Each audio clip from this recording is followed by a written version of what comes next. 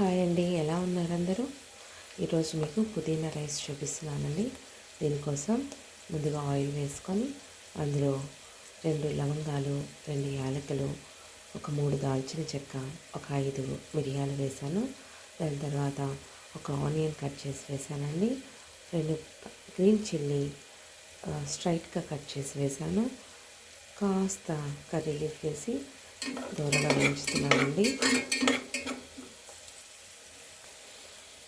ఇందులోనే కొద్దిగా జీడిపప్పు కూడా కలుపుతున్నాను, కాజు.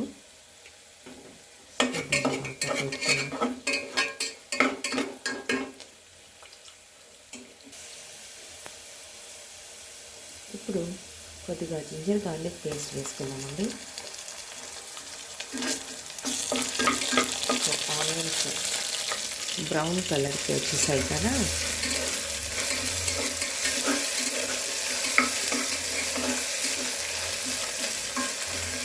ఇది పచ్చివాసన పోయేంత వరకు వేయించుకున్నాము. నేను ముందుగా పేస్ట్ చేసి పెట్టుకున్నటువంటి పుదీనా, కొత్తిమీర అండ్ ఒక టమాటో ప్యూరీ అండి ఇది. దీన్ని ఇప్పుడు అందులో కలిపేద్దాం. చూడండి, కలిపేసాను. దీన్ని కాసేపు ఒక 2 minutes ఉడికిద్దామండి.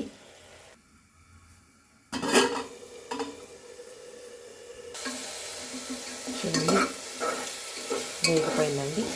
సో ఇప్పుడు ఇందులోకి మనం కాస్త టర్మరిక్ కలుపుకున్నాము.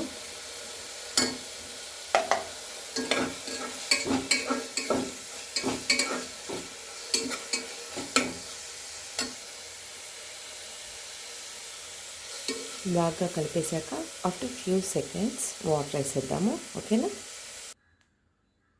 చూడండి, ఇలా వాటర్ వేసేసుకున్నాను. 1 గ్లాస్కి 2 గ్లాస్ వాటర్ వేసేసానండి. సో ఇప్పుడు సాల్ట్ కూడా కలిపేద్దాము.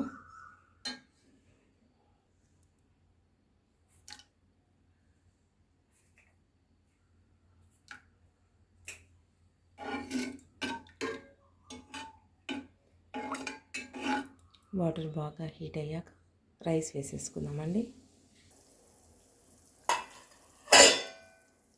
చూడండి ఎలా బాయిల్ అయిపోయాయో. సో ఇప్పుడు ఇందులోకి 1 కప్ రైస్ కడిగి నానబెట్టినటువంటి రైస్ అండి ఇవి. సో ఇది కలిపేస్తున్నాను.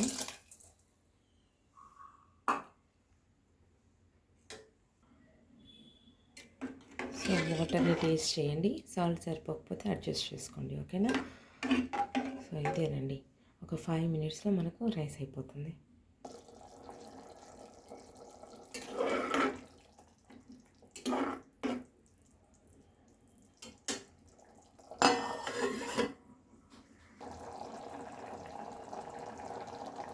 ఏ రైస్ ఐటమ్స్ చేస్తున్నా మీరు 2 times అట్లీస్ట్ 2 times ఇలా కలుపుకున్నారంటే